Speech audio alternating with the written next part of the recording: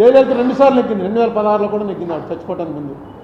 అంత ముందు ఎప్పుడు ఒకసారి ఈయన ఒకసారి ఆవిడ అలా వచ్చేది, 2 సార్లు నెగ్గింది.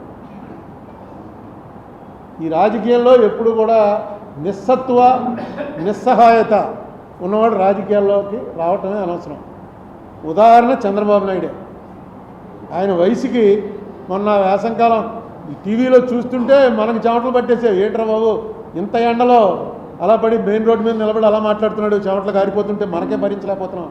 ఏసీ కూర్చుని ఎలా తిరుగుతున్నాడు అంటే ఆ కసి, ఆ రాజకీయం అనేటువంటి ఆ కసి ఉండాలి. నిస్సత్వ తగ్గిపోవాలి. నిస్సహాయత నాకు ఎవడో లేడురా అన్నది ఉండకూడదు. అలా చేశాడు కాబట్టి ఆయన మళ్ళీ రివర్స్ అయింది. ఇప్పుడు జగన్మోహన్ రెడ్డి కూడా మా వాళ్ళని కొట్టేస్తున్నారు, ఇవన్నీ కూడా మామూలుగా జరుగుతూ ఉంటాయి. ఈసారి కొంచెం ఎక్కువ జరుగుతూ ఉండొచ్చు. జగన్మోహన్ రెడ్డి దీనికి మైనస్కి ప్రధానమైనటువంటి కారణం ఏంటంటే ఆయన చేసినటువంటి పనులు కక్షతో చేస్తున్నాడు అని మిడిల్ క్లాస్ జనం నమ్మారు. ఆయన చేస్తున్నటువంటివి రూల్ ప్రకారం చేశాడా, రూల్ ప్రకారం చేయలేదా అన్నది పక్కన పెట్టి, రూల్ ప్రకారం చేసినా రూల్ ప్రకారం కాకపోయినా ఇది కక్ష పట్టి చేస్తున్నాడు అని ఖచ్చితంగా మెజారిటీ ప్రజలు నమ్మారు. ఇంకా ఏ బడుగు బలహీన వర్గాల వాళ్ళ ఓట్లు నీకు వస్తాయనుకున్నావో ఆ బడుగు బలహీన వర్గాల వాళ్ళంతా కూడా రెక్కాడితే కానీ డొక్కాడని జనం. ఆ జనానికి 50 రూపాయల లిక్కరు 200 రూపాయలు దాటిపోతే తాకుండా ఉండలేని పరిస్థితి అనేక సంవత్సరాల నుంచి అలవాటు చేస్తాం.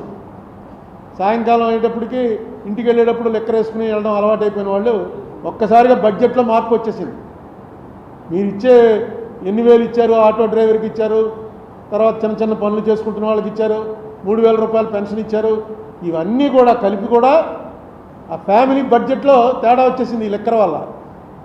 మీకు ఎలక్షన్లు పోవడానికి వాళ్ళకి డైరెక్ట్గా గవర్నమెంట్ తోటి సంబంధాలు ఉండవు.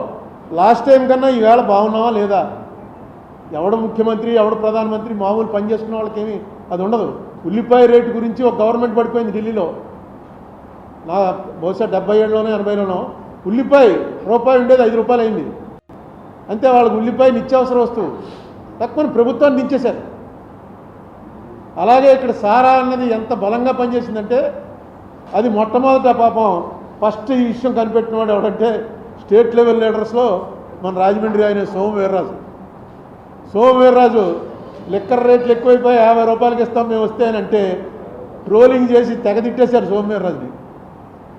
అదే చంద్రబాబు నాయుడు గారు డైరెక్ట్గా మీటింగ్లోకి వచ్చి చెప్పాడు 50 రూపాయలకే మీకు నాణ్యమైన లిక్కర్ ఇస్తాను మేము వస్తే అని. అది పనిచేసింది. సోమవీర్రాజు ఆ ముందే చెప్పాడు అది, ఎందుకంటే అతనికి ముందే వెలిగింది.